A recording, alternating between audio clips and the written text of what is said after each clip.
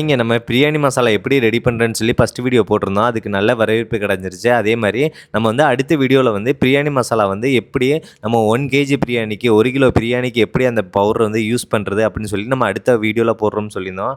அதுக்கான வீடியோ தான் இது.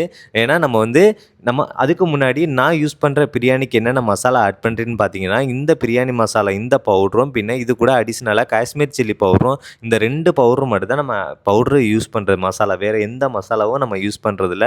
வேறு எதுவும் யூஸ் பண்ணுறதில்ல. அதே மாதிரி இந்த 1 கேஜி பிரியாணிக்கு வந்து 1 கிலோ பிரியாணிக்கு வந்து நான் 1 டேபிள் ஸ்பூன் வந்து நம்ம யூஸ் பண்ணுற அந்த டேபிள் ஸ்பூனுக்கு 1 ஸ்பூன் போட்டிங்கன்னா போதும் இந்த பிரியாணி மசாலா. அதே மாதிரி நான் இது கூட நம்ம காஷ்மீர் சில்லி பவுடர் 1 டீஸ்பூன் இல்லைன்னா இந்த 1 டீஸ்பூன் இந்த விதத்தில் தான் நம்ம யூஸ் பண்ணுறது. ஏன்னா பிரியாணி மசாலா பவுட்ரு மட்டும் போதும். அடிஷ்னலாக நம்ம வந்து கலர் அந்த இதுக்காக மட்டும் நம்ம காஷ்மீர் சில்லி பவுடர் ஆட் பண்ணுறோம். ஸ்பைசிக்கு வந்து க்ரீன் சில்லி தான். ஏன்னா இதுதான் பிரியாணி மசாலாவோட இது.